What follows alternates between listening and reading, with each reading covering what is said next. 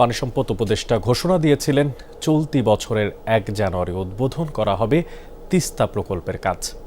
১৬ দিন পেরিয়ে গেলেও সেই কাজ শুরুর কোনো উদ্যোগ নেই।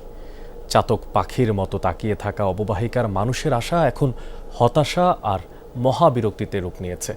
ভূরাজনীতির মারপেচে বারবার আশাহত হতে হচ্ছে বলে মনে করেন নদী আন্দোলনে যুক্তরা।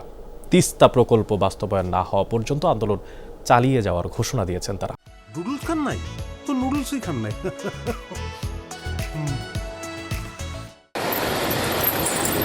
শুষ্ক মৌসুমে উজানে একতরফা পানি প্রত্যাহার আর বর্ষায় পানি ছেড়ে দেওয়ার বলি তিস্তা পাড়ের বাংলাদেশ অংশের ২ কোটি মানুষ।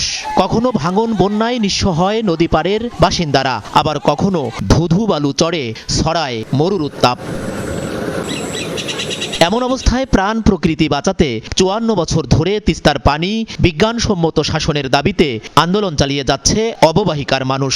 দুই পাড়ে হয়েছে অবস্থান, মানববন্ধন, নৌকা সমাবেশ, মশাল প্রজ্বলন, সভা, সেমিনার সহ নজিরবিহীন সব আন্দোলন। আগের সরকার প্রতিশ্রুতি দিলেও এগোয়নি তিস্তা মহাপরিকল্পনার কাজ। জুলাই অভ্যুত্থানের পর অন্তর্বর্তীকালীন সরকারের কাছেও গুরুত্ব পায় মহাপরিকল্পনা। গত বছর ঘোষণা আসে ২০২৬ সালের ১ জানুয়ারিতে শুরু হবে প্রকল্পের কাজ। আমরা আশা করছি সকল রাষ্ট্রীয় সরকারি আনুষ্ঠানিকতা শেষ করে ২০২৬ সালের ১ জানুয়ারি থেকে আমরা কাজ শুরু করতে পারি।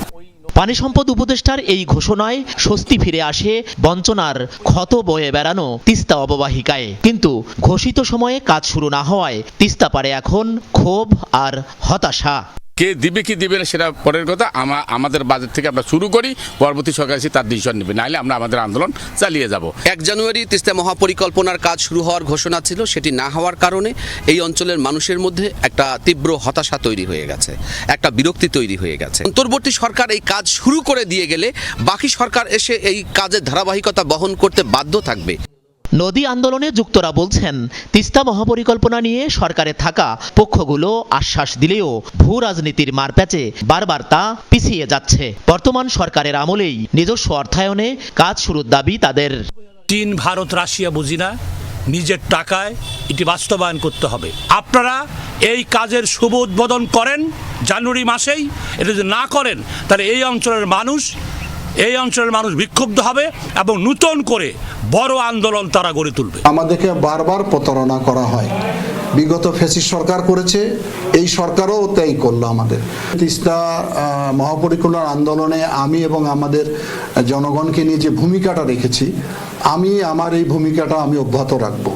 এমন পরিস্থিতিতে রোববার রংপুর সফরে আসছেন চীনা রাষ্ট্রদূত ও পানি সম্পদ উপদেষ্টা সৈয়দা রিজওয়ানা হাসান। প্রোগ্রাম পাইছি, ওটা জেলা প্রশাসন ব্যবস্থা নিচ্ছে। ওনারা আসলে তারপরে আমরা বিস্তারিত আপনাদের জানাতে পারবো। ১০ বছর মেয়াদী তিস্তা প্রকল্পের প্রস্তাবিত ব্যয় ১২,০০০ কোটি টাকা। প্রথম ধাপে ৯,১১৫ কোটির মধ্যে ২,৪১৫ কোটি টাকা নিজস্ব অর্থায়নে করার কথা জানিয়েছিল বর্তমান সরকার। বাকি ৬,৭০০ কোটির ঋণের জন্য চীন সরকারের কাছে গত বছর প্রস্তাবনা দিলেও তার কোনো অগ্রগতি নেই, হয়নি প্রকল্পের কোনো সমীক্ষাও।